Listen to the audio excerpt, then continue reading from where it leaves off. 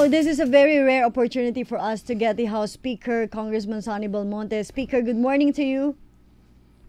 Aline, good morning to you and Jake and ating mga listeners.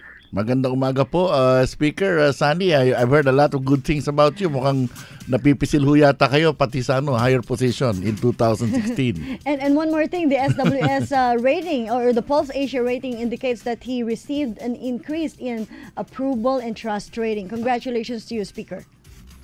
Well, yes. Thank you very much, Aline. Yeah, I was just reading it in the papers this morning. And isa raw kayo sa mga iniisip na leader ng Liberal Party na capable of either being a vice presidential or presidential candidate. Jake, walang ganyanan, ha?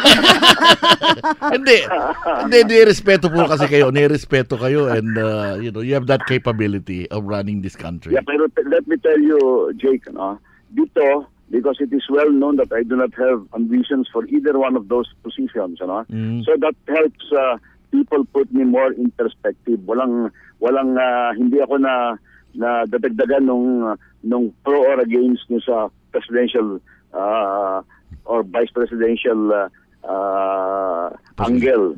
Kung hindi, ito lang sa ginagawa ko. Okay. And now you've started a very controversial proposal. This is about the death penalty, sir. Well, yeah. Alam mo, we used to have the death penalty, as you remember, di ba? For certain heinous crimes. And then later on, along the trend in the whole world, incidentally, hindi lang tayo na iba riyan. Along the trend in the whole world, first it was executions were suspended, and then subsequently, nawala na rin yata sa batas natin. And as of this moment, I don't see any real need to put it back. First of all, it didn't prove particularly helpful when it was implemented. Enforced. And secondly, wala rin ako nakikitang real significant changes that would even for those who are favoring it, that would urge them on to advocate it again in our country. So you're saying, sir, that you're not in favor in case this will be revived, the proposal? Yeah, I'm not in favor at this stage, because alam mo, we have to all over the world, historically speaking, death penalty has always been a very contentious issue, very emotional issue. Contentious, pero little by little, through history, nawala until right now, only a handful, if not even siguro 3 or 4 countries actually impose it. But while criminality, Mr. Speaker, is a concern, that's why some Ano, groups... again? While criminality is a concern right now, Mr. Speaker, that's why the... Yes, but if you will remember, a lot of our criminality going on here are not really in the area of, even when we had it, it was really just for particularly heinous crimes. And I think the criminality that is on the rise here are the ordinary kinds of crimes that are probably driven by other factors. Petty crimes. Petty crimes. Anyway, Congress is supposed to... Marami yan. Talagang marami yan. Sige, tanong ka pa. Opo. Sir, alam mo, magbubukas yung Kongreso natin, and what is important now is the EPIRA. I know that for a fact, you've said that the EPIRA should be reviewed, and one of the main contentions discussed is that this provision that gives blanket authority for power companies to impose their rates without government regulation, that was supposed to be unconstitutional. But what is your reading on your fellow congressmen on the subject of revising or either repealing EPIRA? Yeah, everybody is very concerned about the power rates increase. I think there's no question about that. It really caught everybody by surprise. That here we are in the middle of a series of catastrophic events, and then all of a sudden we have this sudden and unexpected increase in power rate. So talagang everybody is mad at that. Because it strikes everybody, including the small guy. Now, looking at what made it possible, probably the regulation ordinances before, including IPIRA, really let market forces decide this rates. Pero in this case right now, the reason we're supposed to be scheduled events, yung pag-upgrade, pag-release of certain suppliers, ano. So, sabi, bakit sabay-sabay? Bakit hindi staggered? Yon, yung number one. Number two, bakit hindi anticipated ng Meralco so that Meralco itself could have devised some plan? All of those things now cast a doubt on the wisdom of absolutely, hindi naman absolutely, because remember, the rates are still subject to approval of the ERC, no? And we want to look again at all of these factors, including yung sa IPIRA. Doon sa IPIRA, what we want is, we believe that to have genuine competition there, kailangan yung mga may-ari nung generation, yung may-ari ng transmission, at may-ari ng mga distribution sectors should not be the same people or identify the same interest.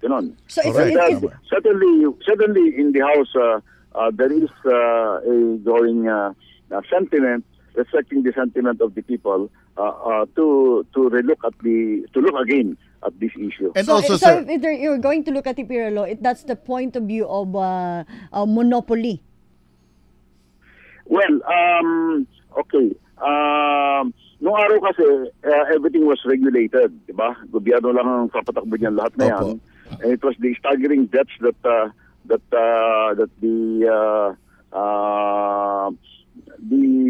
Natocor and other generators did, as well as a general movement in the whole world again towards market forces, which resulted in that one. Yung ating original was paghiwa-hiwalayin yung tatlong sectors na yon, and see that hindi pare-pareho may-ari. Yun ang ating original. Pero I don't know, that's what we are going to see now, if that in fact happened or not. And the most important thing, sir, is the regulation aspect. I think that personally, we've seen the collusion. We've seen that owners can manipulate this thing, if that is true. And the idea that they can impose prices without the ERC authorization, that is really bad. And I think that should be reviewed. Okay. Jake, we all share this views, these sentiments, rather. Okay, so sir, when will you resume your house? That's on Monday. Next Monday, pare, less than a week from now, we will resume resume the session, the first session of the 16th Congress.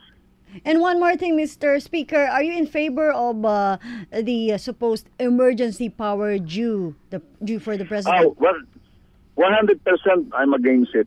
Very good. 100% I'm against it. Yes. Alam mo, this is my that's my personal view on it. But as a speaker, etong akin as the head of the House. Bakit mo bibigyan, hindi naman ang hihingi?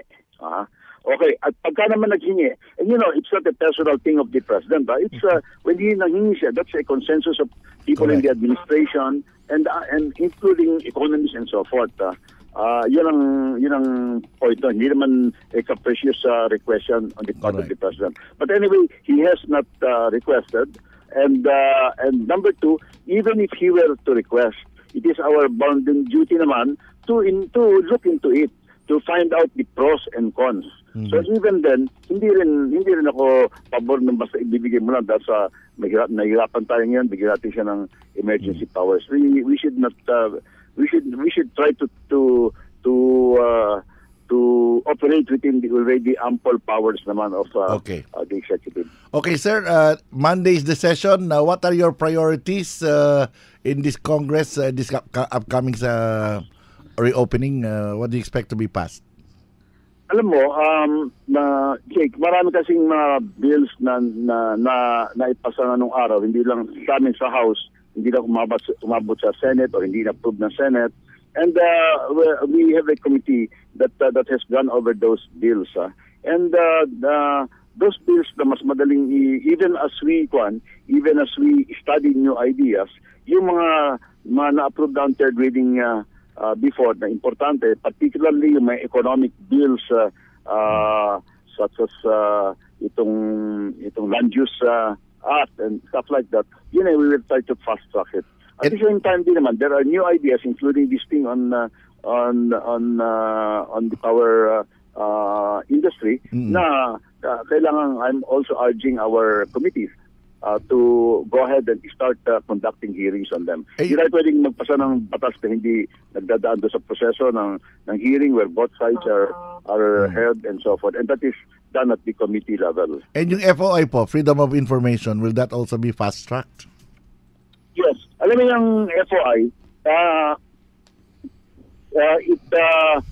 FOI continues to be a contentious thing. It's always a comeback kid. But I'm confident that during the while I'm speaker, ay makakapasa rin. Okay.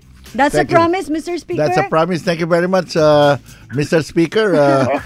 Seen to be Remember, during his term, I'm going to take your word on that, Mr. Speaker. Itong idol ko, ito talaga nagpaunlad sa Quezon City. Marami nakiklaim, but both of us are residents of Quezon City, that's why. No, I know both of you are from here. And thank you very much. Thank you very much, Mr. Speaker. Thank you.